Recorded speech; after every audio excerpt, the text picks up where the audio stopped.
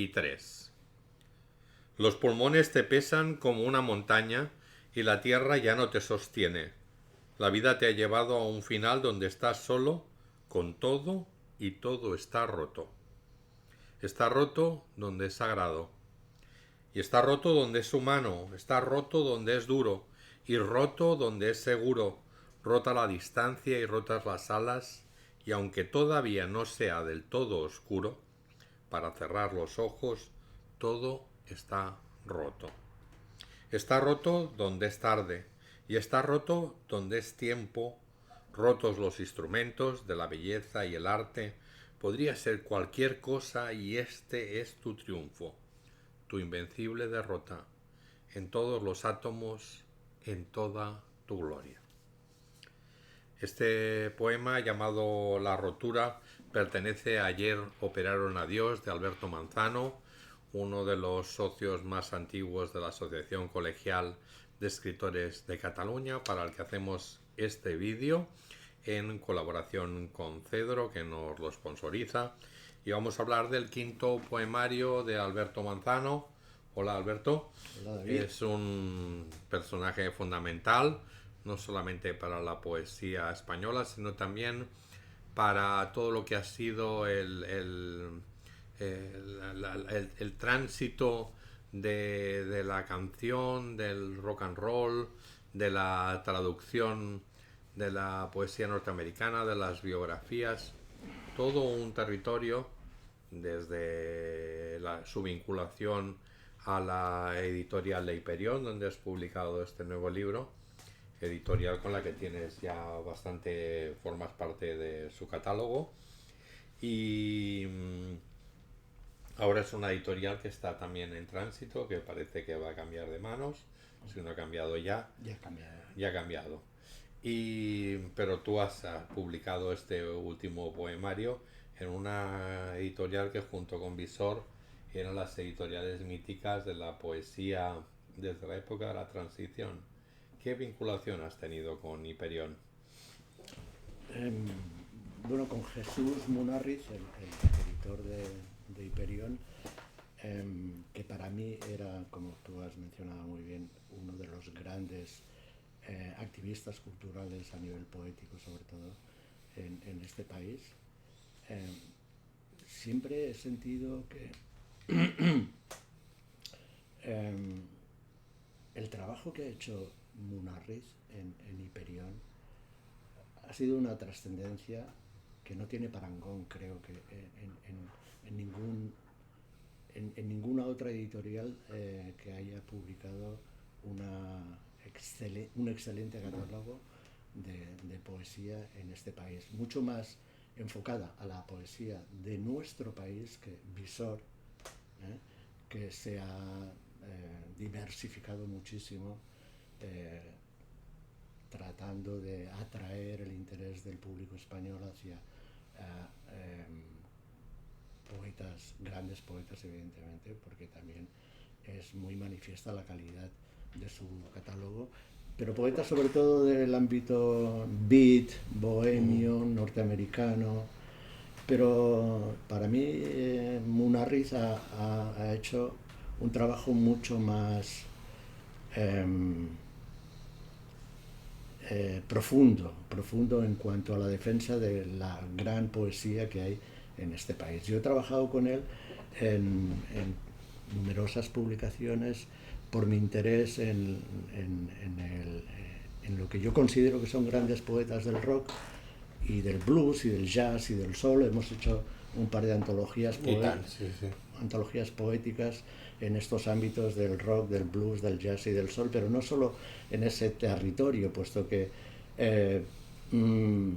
también he trabajado con Munarriz en cuanto a la espiritualidad, que es también una de las secciones puntuales que considero realmente relevantes en el catálogo de Hyperion, porque he traducido poemas de D.H. Lawrence, he traducido poemas de lo que se consideran haikus, que se llaman haikus.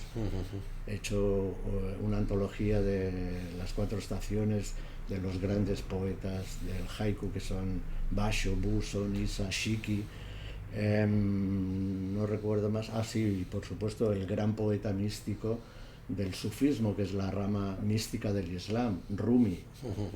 Entonces, en cuanto a estas vertientes en las que yo me he sentido tan identificado, puesto que yo siempre he querido matrimoniar la poesía de los grandes poetas del rock con el misticismo, siempre he intentado seguir ese caudal, esa vertiente del matrimonio entre la gran poesía del rock, sus exponentes más místicos, espirituales, religiosos, con ese ámbito de los clásicos de la espiritualidad, como es Rumi o los poetas. Es curioso que haya habido ese nexo entre, a partir de George Harrison prácticamente, entre Oriente y Occidente, sobre todo a través de una expresión, diríamos, muy casi vulgar de la cultura popular. ¿Por qué lo observas eso, que haya habido ese acercamiento precisamente a través de una corriente lateral, casi de calle? Bueno, yo no creo que... Estamos hablando de la era Acuario. En la era Acuario hay una apertura hacia todos estos movimientos espirituales y religiosos de Oriente. Evidentemente George Harrison, con su triple álbum All Things Must Pass, y bueno, que tiene continuidad en su discografía, ejerce una gran influencia en Occidente, nos abre la mente hacia esos nuevos referentes, una vez que nos hemos decepcionado por el cristianismo y todas las religiones que nos absorben en Occidente. La apertura mental, espiritual, que ejerce George Harrison a principios de los años 70 y a finales de los 60, evidentemente es muy manifiesta, y yo creo que la importancia de George Harrison y de todos estos grandes poetas que buscan en Oriente una respuesta que no tiene respuesta en la civilización occidental, es lo que nos hace mirar hacia Oriente. Estamos un poco divagando, como hacemos siempre cuando hablamos, Alberto, sobre poesía, misticismo, espiritualidad, también los lenguajes de la calle. Hablábamos de Hiperión a través de Munarriz. Sabemos que uno de los primeros libros fue el Hiperión de Hölderlin, traducido por el mismo Munarriz. ¿Tú has encontrado ahí un vínculo tanto en las traducciones como en las antologías de rock and roll, que se asemejan un poco al tipo de poesía que haces, que es una poesía muy ligada a realismo, a lo que nos pasa en el día a día, pero también que está un poco como sin referentes exclusivos? Cuando está hablando de roto, no dices, no, está roto mi piano Yamaha, sino que dices, está roto esto, queda todo en un territorio un poco fantasmagórico. Y esto lo he observado en otros libros tuyos, esa falta de buscar un referente es quizás... Recuerdo cuando empezaba a escribir que algunos editores nos decían, no tenéis que hablar por el móvil, porque quizá dentro de 10 años esto del móvil ya está en otro estadio, está superado. Tú buscas esa esencialidad de lo que igual le podía pasar a un romano, a un griego, a un judío en la época medieval o a un árabe, con lo que nos puede pasar ahora a nosotros mismos. Bueno, en concreto en este libro, Ayer operaron a Dios, yo creo que he conseguido lo que nunca había logrado hasta el día de hoy, que es plasmar mi verdad. Hasta entonces yo reconozco que había tratado de hacer una especie de malabarismo poético, con rimas, con un lenguaje lírico, fluido. En esta ocasión he dejado de lado todos esos juegos poéticos para intentar plasmar exclusivamente mi verdad. Y mi verdad es la búsqueda de la esencia del ser humano. En ese sentido, hay un matiz que quisiera subrayar en mi poemario, que es una especie de yuxtaposición entre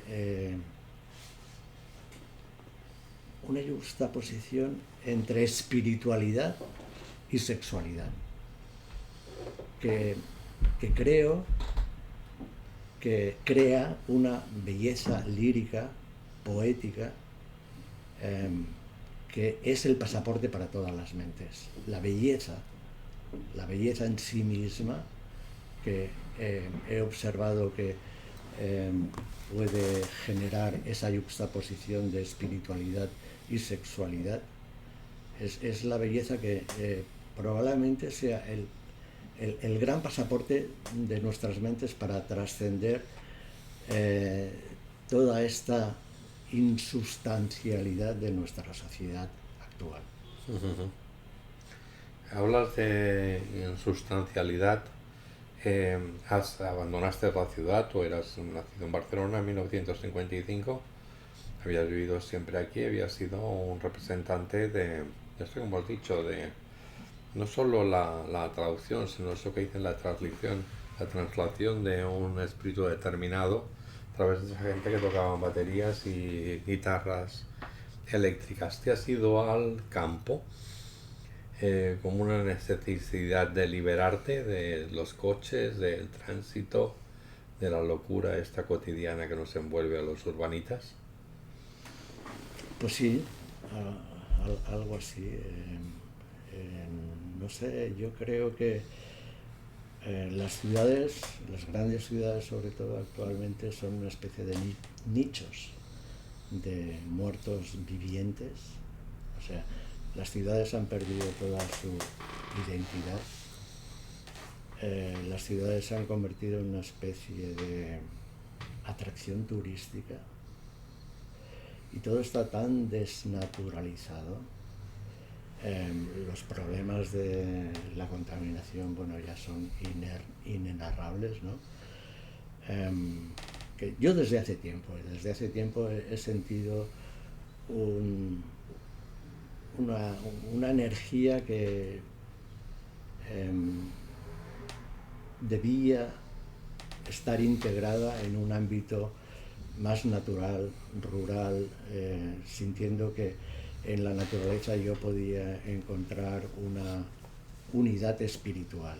Siempre ha sido esa una de mis llamadas más importantes, es esa identidad y esa implicación y esa integridad con la naturaleza, puesto que considero que Dios, el Creador, es el que nos ha dado todas estas posibilidades magníficas de sentirnos uno con todo, uno con la naturaleza, y ahí es donde yo me he encontrado a mí mismo y no en el ámbito de una gran ciudad que es absolutamente desquiciada, apocalíptica, donde los términos ya se confunden absolutamente. Nos hemos inventado términos como globalización, que en realidad, ¿qué es una globalización? Es una colonización. Bueno, un término marxista del capital. Nos hemos inventado el término feminismo, que en realidad es un matriarcado, etcétera, etcétera. O sea, yo soy un antisistema reconocido, soy un ácrata anarquista antisistema, la AAA, y siempre he intentado desvincularme de todo este despropósito. Pero vives un poco como un eremita, ahí en la montaña, estás solo o vienen amigos a verte y... Muy de vez en cuando viene algún amigo, sí. Se atreve a introducirse. Evidentemente, para darle de comer al zorro. Exacto. El zorro precisamente, que es un protagonista de las últimas conversaciones que tuvimos, ese zorro que se te iba acercando como el lobo de Bailando con Lobos de la película de Kevin Costner. Sí. Es un proceso de acercamiento así, que te sientes más en comunión con el zorro que cualquiera de los urbanitas de estos neuróticos. Yo me siento mucho, mucho mejor acogido. Entiendo más el lenguaje de los animales que el de los seres humanos. Ujú. Tengo una gran comunicación con ellos, aunque no sepa lo que dicen, pero lo entiendo todo. Evidentemente, todo el entorno natural que me rodea, eh, me siento muy unido a todo lo que transcurre a mi alrededor, muy identificado y me siento muy bien acompañado. No sé. Dios creó al hombre, pero se equivocó en su invento, evidentemente, ¿no? O sea, Dios creó al mono y no sé qué coño pasó después de la creación del mono, ¿no? Que el invento, el experimento le resultó fallido y aquí estamos sin norte, sin ningún tipo de guía, absolutamente desquiciados, evidentemente gracias a esta sociedad que nos ha deshumanizado, gracias a las grandes corporaciones multinacionales, gracias a todo la gran televisión, que es el gran hermano, que ha enterrado a cal y canto nuestra dignidad humana. Y no quiero saber nada de todo esto. Un poco haces como ese retiro que experimentó Leonard Cohen, que se fue a un sanatorio, a un monasterio budista, se perdió allí hasta que se le acabó el dinero o le robaron el dinero, todo esto. ¿Tú también te sientes así un eremita como Cohen, al que trataste tanto, biografiaste y traduciste? Bueno, Leonard Cohen estaba muy harto de ser Leonard Cohen, esa es la verdad. Ese es el motivo, la razón fundamental de que él se recluyera en el monasterio budista de Mont Bolvie, porque quería dejar de ser Leonard Cohen.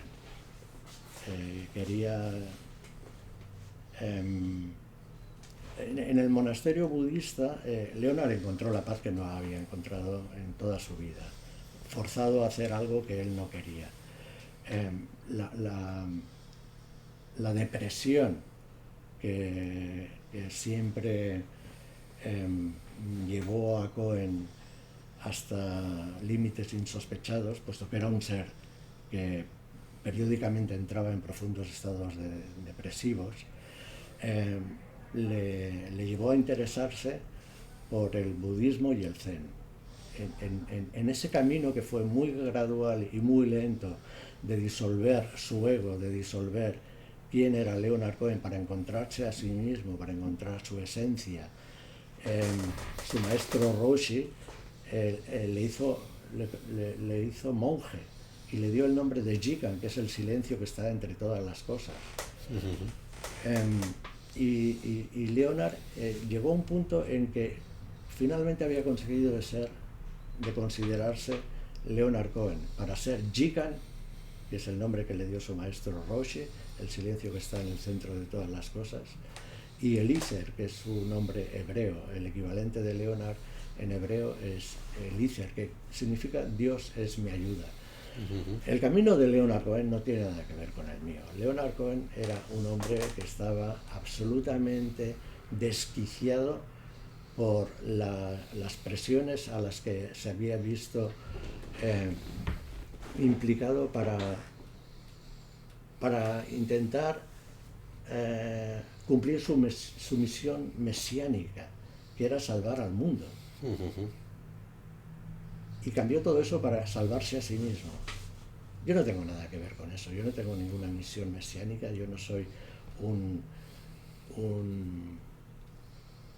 sacerdote como Cohen, porque Cohen es un profeta sacerdote, es un heredero del profeta bíblico Isaías en nuestro tiempo moderno. Igual que Dylan, o sea, yo considero a Dylan y a Cohen como los grandes profetas de nuestro tiempo. Mi camino no tiene nada que ver con eso. ¿Cuál es tu camino, pues? Mi camino es la absoluta integración en sentirme uno con todo. No hay más que eso, sentirme uno con todo. Y en la ciudad, evidentemente, eso es inabordable. ¿Vienes por eso a ver a la familia? Evidentemente, tengo 2 hijos.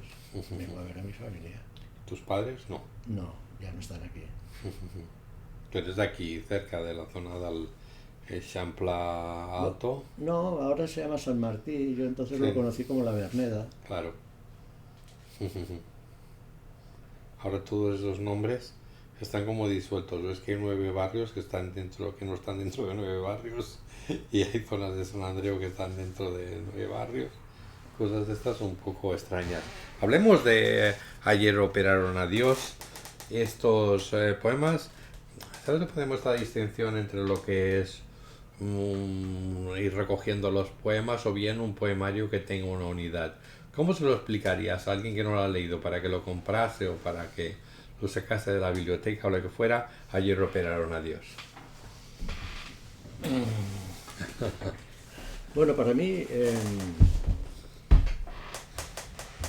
en esta juxtaposición que mencionaba al principio sobre la verdad de mi poemario, juxtaposición de sexualidad y espiritualidad, en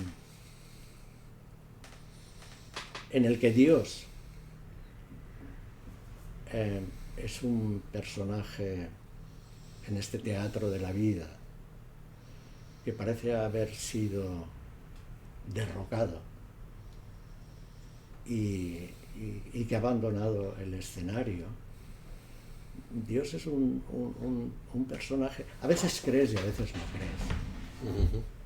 A veces crees y a veces no crees en Dios, ¿no? Así que en ocasiones en mi poemario se manifiesta como un personaje poco creíble, cuestionado, que es fruto precisamente de la lobotomía que se le ha hecho a este Dios que yo creo que es el creador. Es un Dios que no interesa en esta sociedad desquiciada en la que todo lo que no aporta tiene que ser anulado, tiene que ser eliminado, tiene que ser enterrado. Y bueno, Nietzsche decía que en el Hombre Loco, creo que era, ¿no? Que habíamos asesinado a Dios, ¿no? Creo que se llamaba El Hombre Loco, la obra de Nietzsche, ¿no?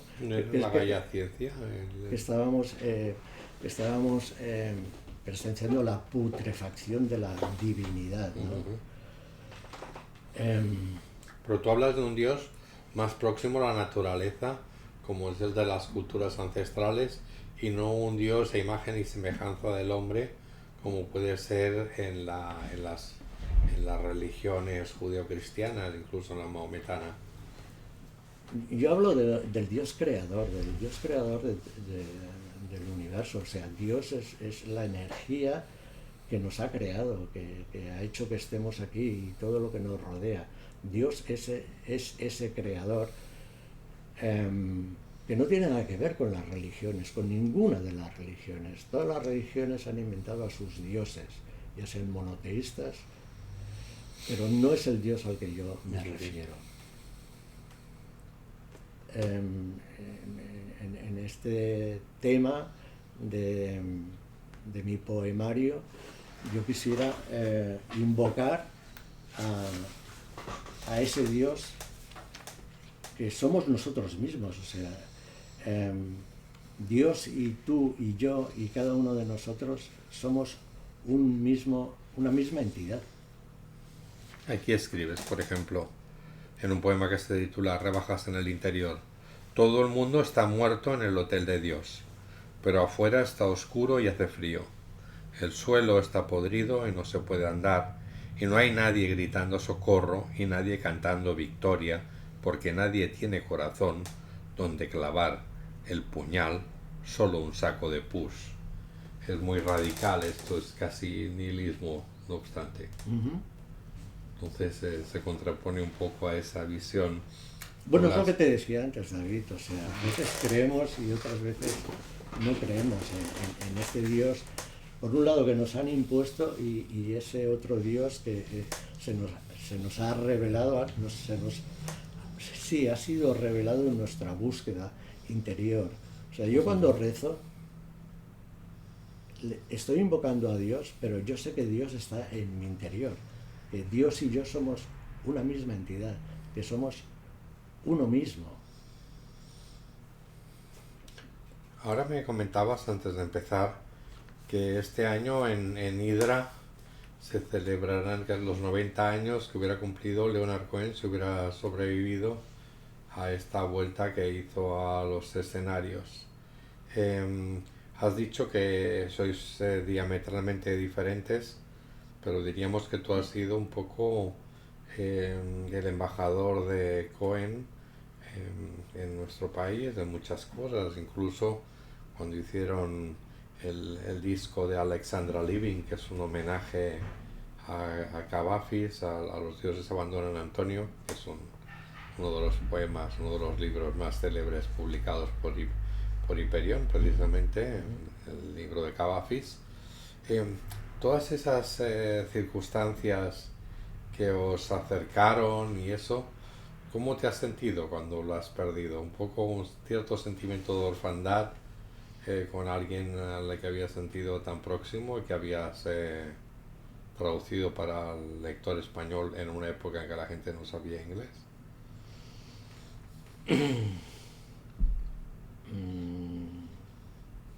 No siento añoranza. Dios está presente, igual que Leonard.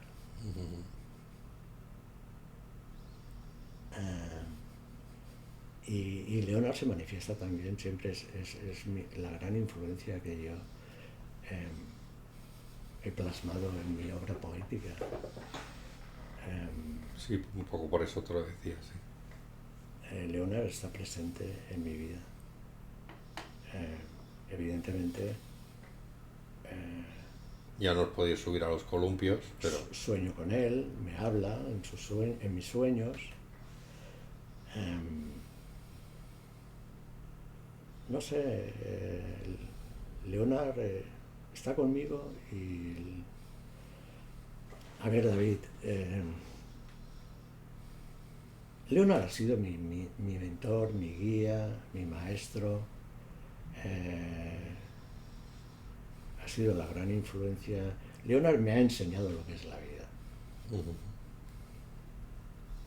Y eso evidentemente se tiene que manifestar, creo que es así, en mi obra poética.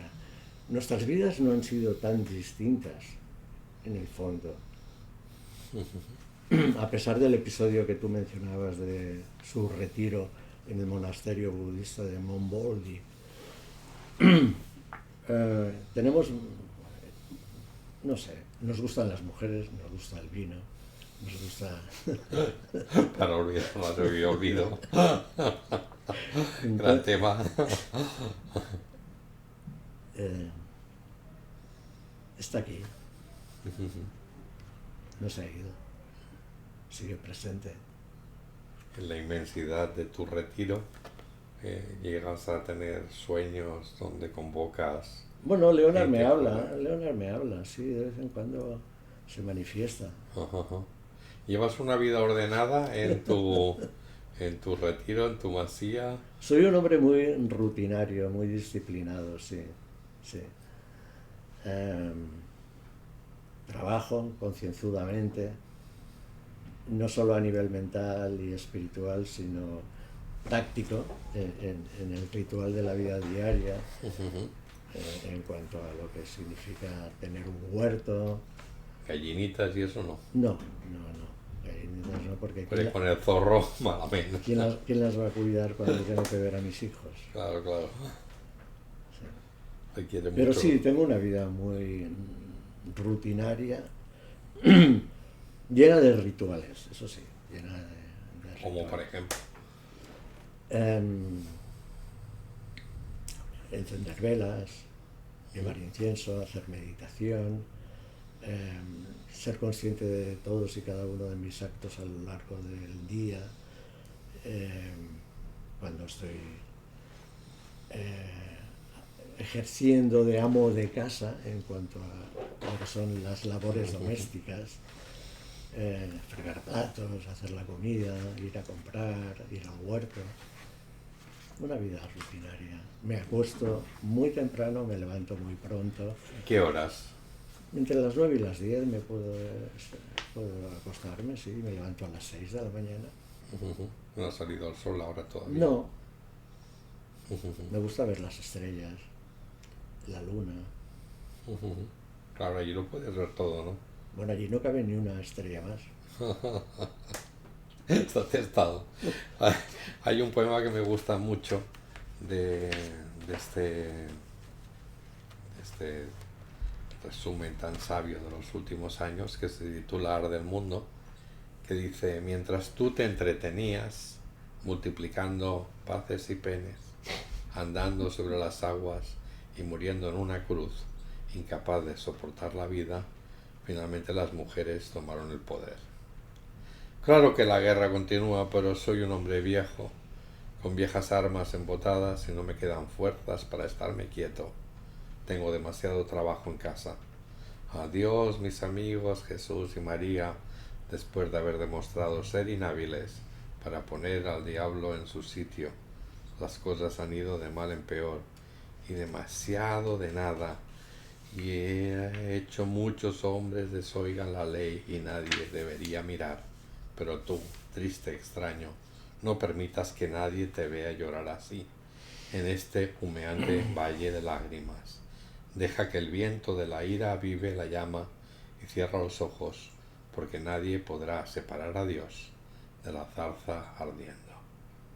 La imagen es tremenda, es una imagen bíblica de la zarza ardiendo, ¿no? Es lo que simbolizas, que decías que estabas lejos, pero a veces muchas imágenes son muy bíblicas.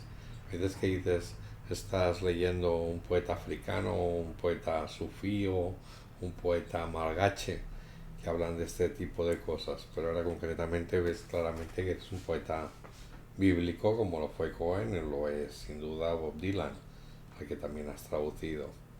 Hay esa similitud entre estos epígonos de la poesía que representáis. ¿Qué te puedo decir, David? O sea, yo que me he especializado en el ámbito de la traducción de lo que yo considero que son los grandes poetas del rock, como puede ser Bob Dylan y Leonard Cohen y Patti Smith y Susan Vega, etcétera, etcétera. Claro que hay muchísima influencia. Yo no soy judío, yo no soy cristiano, yo soy creyente, pero creyente de un Dios que no existe en ninguna religión. Nadie ha reivindicado este Dios en ninguna de las grandes religiones que conocemos, excepto en el misticismo, evidentemente. La rama mística del Islam, el sufismo, etcétera, etcétera. Los españoles también, San Juan, Santa Teresa. Evidentemente. Yo sí que siento Molinos, ¿no? Esa conexión, por supuesto. Pero más allá de ahí, no sé nada. ¿Y ahora qué estás haciendo? ¿Continúas trabajando con algún autor o estás ligando obra propia? Bueno, estoy jubilado, soy pensionista, pero no dejo de trabajar porque la pensión que recibo mensualmente es insignificante para poderme mantener, para darme alimento. Sigo trabajando. Pero bueno, ¿y ahora qué estás haciendo? ¿Se puede saber? No quiero abordar el tema de mi... sí, probablemente mi último trabajo. Bueno, nunca voy a dejar de escribir poesía, evidentemente, pero en el ámbito musical probablemente sea mi último trabajo, porque yo creo que ya he hablado de todos y cada uno de los que yo estaba interesado en conocer, y a través de ese conocimiento darle al público español lo que yo he podido aportar en la traducción que he realizado para que estos grandes poetas del rock lleguen al público español. Pero yo creo que ya he dado todo de mí, he dado todo de sí en el ámbito que ha sido mi especialidad literaria en cuanto a traducciones, ensayos biográficos sobre la obra y la vida de estos grandes poetas. No hay nadie que haya hecho... Bueno, el otro día estábamos en el homenaje a Sierra y Fabra, que también escribió muchas biografías y eso, pero diríamos que este quizás es el único personaje que pudiera hacerte sombra en este largo trayecto que has tenido alrededor de todos estos poetas, siempre muy condicionados, más condicionados por la letra que por la música, si es que hay diferencia entre letra y música, ¿eh? Que es otro tema que se podía tratar. Dices que nunca vas a abandonar la poesía o que nunca te va a abandonar la poesía. Ayer operaron a Dios, ¿cómo quedó la operación? Lobotomizado el pobre Dios. Absolutamente. Absolutamente. ¿Y tú cómo te sientes? No nos sirve en esta sociedad desquiciante. Hay que eliminar a Dios. No consume, Dios no consume. Estamos en el último tramo de la entrevista, casi. Te preguntaré por el zorro, ver si vienen los zorritos o viene ese zorro continúa visitándote. ¿Hacia dónde irá tu obra? ¿Crees que has encontrado un camino? Es tu quinto libro, en comparación con toda tu obra biográfica y de traducción del rock and roll, es prácticamente ínfimo, es prácticamente una pequeña parte de tu producción. ¿Hacia dónde irás con la poesía? ¿Por este mismo camino? Así medio místico, medio eremita, como Miguel de Molinos, que estábamos antes. Es un misterio, David. O sea, nadie sabe lo que va a ocurrir mañana. La poesía para mí es la expresión directa del misterio de la vida, del gran teatro de la vida. La poesía para mí es también, no sé, el lenguaje, el idioma del corazón. Es el idioma del corazón. Entonces, mientras me siga latiendo el corazón, mientras la vida siga siendo este misterio inabarcable, inenarrable, que todos intentamos palpar de alguna manera a través de esta realidad para sondear lo que hay debajo de todo esto, yo creo que seguiré estando palpando, arañando la superficie para encontrar la profundidad de este misterio y esa va a ser la expresión de la poesía, porque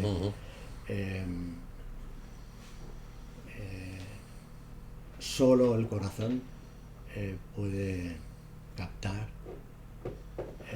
la invisibilidad del misterio. Nunca lo vamos a poder visionar a través de nuestros ojos. Entonces, el corazón manda. Ahí me has dado dos titulares. Y yo voy a seguir ese camino, siempre. Espero. Sí. ¿Acaricias al zorro? No, todavía no se ha dejado. Pero se acerca mucho, ¿no? Es un trabajo gradual, es un trabajo lento, pero muy afortunado y, no sé, es de una belleza inigualable, o sea, como la mujer, o sea... No sé a quién quiero más, aprecio más. Si al zorro que me viene a hacer compañía por las noches o a esa diosa que Dios creó llamada Eva, que es la causante de todo. Las desgracias. De todo este dolor, de toda esta pena, de todas estas desgracias, que afortunadamente también coexisten con la alegría. Sí, porque tú te ríes mucho. Con el humor, con la ironía, evidentemente. Pero yo no conozco una belleza mayor que la de la mujer. Pero el zorro también me hace compañía. Pues aquí lo dejamos con este Ayer operaron a Dios, uno de los diálogos que hacemos desde la Asociación Colegial de Escritores de Cataluña, auspiciados por Cedro, con Alberto Manzano, uno de nuestros asociados más antiguos, una persona fiel y que ha ido presentando sus últimos libros con nosotros. Muchas gracias, Alberto, por haber estado hoy con nosotros y a ver si tenemos muchas visualizaciones y la gente aprende un poquito de tu sabiduría. Uy, gracias.